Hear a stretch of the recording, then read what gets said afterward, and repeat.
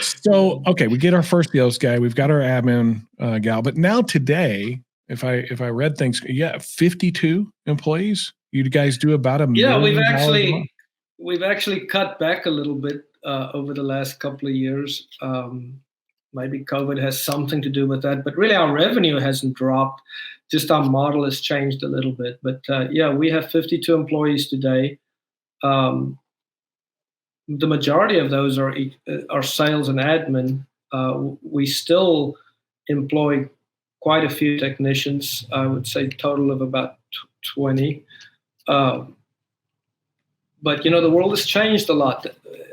In fact, we dealt with that a little bit today in our business. We have to adapt. I I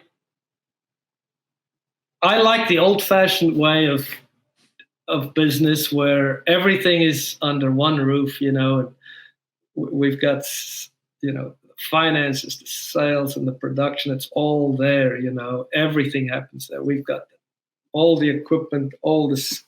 We put our guys through certified trainings and on and on. But I have discovered, and I've had to come to the model today where we have to rely on subcontractors. There's such a shortage. I mean, the technicians are not knocking our doors down. You know that. Yeah, so. It has changed a little bit. Yeah. And I see it done both ways. People that want to stick with having technicians, we got to build a pretty strong training program. We got to go recruit pretty hard at the high schools and technical schools, and really almost build like their own education thing. The thing I've noticed is that for doing the trades, the money has gotten a lot better. And so there's been a shift in the last 2 years of people it was always going down, down, down, people getting into the trades. The last 2 years, the first 2 years in 17 years that it has gone up and getting into the trades. So what that tells me is that the income is validating what the effort is. So it's good to see. I hope it continues. It's not this big, huge shift, but it's at least going in the right direction. So if you were to go back and do it all over again, or you are a mentor to another person that's getting into it today, what would be the 2 or 3 things of advice that you would give them when they're first starting out? Yeah, probably some of the things we've already discussed, like, what are you good at? And you keep doing that, then hire people to do what you cannot do. I think if I was to restart a company today, I wouldn't be so heavy on trying to build my own in-house crews, because there are plenty of crews out there that you can get to, skilled people, and then just learn how to oversee them. But yeah, I would tell a young entrepreneur, you yourself need to understand finance as much as you possibly can. Know what a P&L looks like and what a balance sheet is all about. You should know those things, but then hire people to take care of that for you as quickly as you possibly can. And then be as much as a people person as you could possibly be. Build as many relationships in your community as you could possibly build. I think I lacked in that some, not going out as much as I should. I do now, but I think one should in your early years, join the chamber, join every networking group you possibly can. Visit with every insurance agent in town. Visit with all the realtors in town.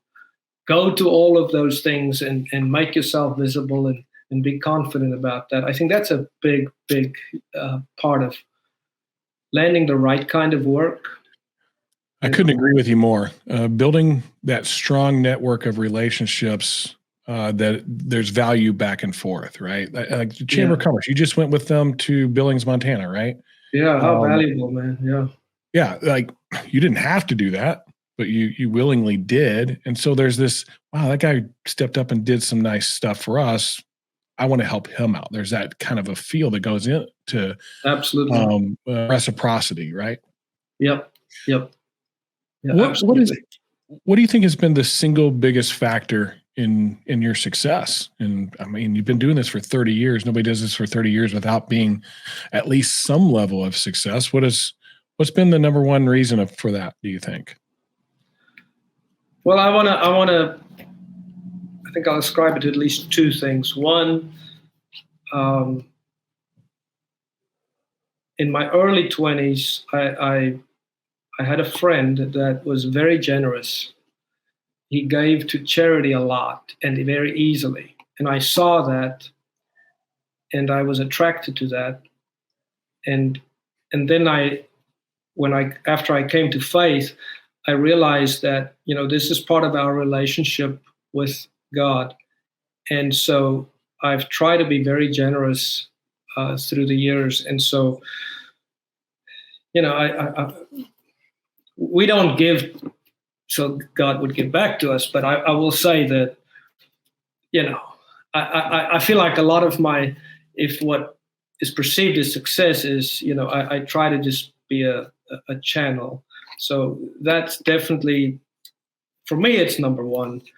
But from more of a human standpoint, I would say that between reading and a willingness to grab a hammer if I need to, and everybody that works for me knows that they know that I read, and they know that if there's work that needs to be done and nobody's going to do it, that I will physically go and do it. And I will sweep the floor if the floor doesn't get swept, and I do it. I gladly do it. So I think those are some factors, probably the two big factors for me.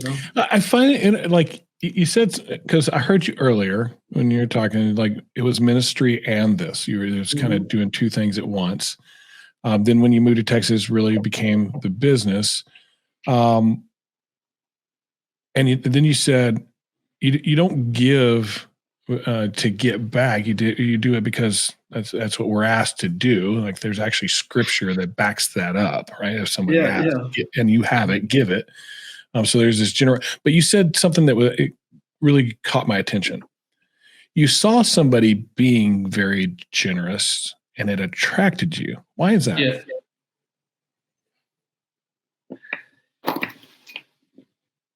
Well, I think it just matched.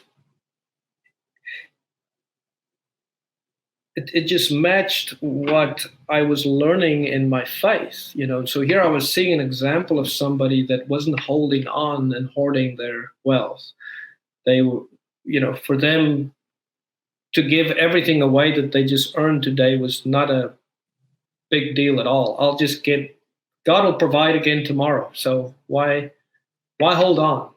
And so when I, seeing that, this guy was almost like a father figure or an older brother to me.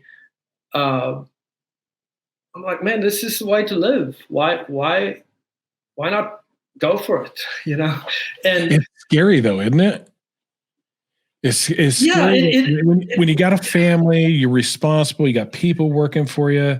Yeah. Like, okay, so this money, I'm going to give it away. Like, you have it. Yeah.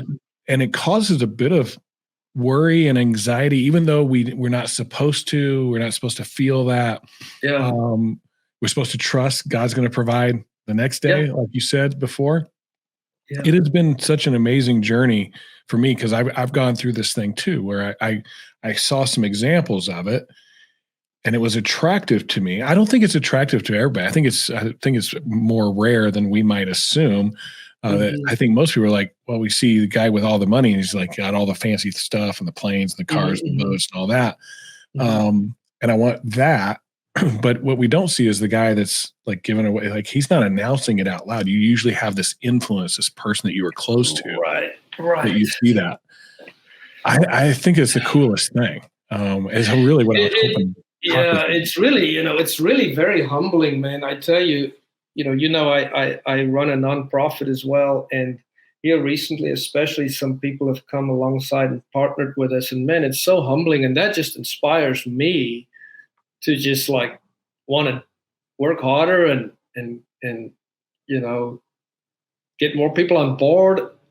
So, I mean, It's a Yeah, lot of you've sucked fun. me in. It's a lot of fun. I'm telling you, it's just it's so incredible, so incredible. Last week, in fact, the guy is still there in Malawi, Africa, where there was a huge cyclone that caused a lot of flooding. Lots of people lives were taken, and people's villages destroyed, and just the whole livelihood gone. But and I just happened to kind of stumble on this because I was in Malawi for a well drilling project, and this guy that was hosting us, who's kind of acting as a representative for us, said, "Man, next week when you guys leave, I'm coming back over here to help these flood victims, which was further south in the country." But anyway, I kind of told a few friends about it, man, and so we helped him that next week, and then he comes back, and I called him and I said, "David, you won't believe this, man. Somebody just gave a whole lot of money, and they want you to go back, buy all the food you can buy, distribute all the food you can distribute, all the Bibles you can distribute." And sure enough, he just got himself ready, turned right back around, drove 600 miles into Malawi with his truck, and back and forth to the market, getting to people that otherwise would never have been helped, and so, yeah. So this just snowballs. People see that and say, "Man, I can help," good heavens. We pay $6 for a cup of coffee and we have no problem with it, but $6 you can feed somebody for a week sometimes, so. Yeah. Something that just stuck out to me. Yeah. So we talked all about the roofing stuff, growth and success, and 52 people work for you, $1 million a month. And all that was great. None of that was even close to the smile you just had. Yeah.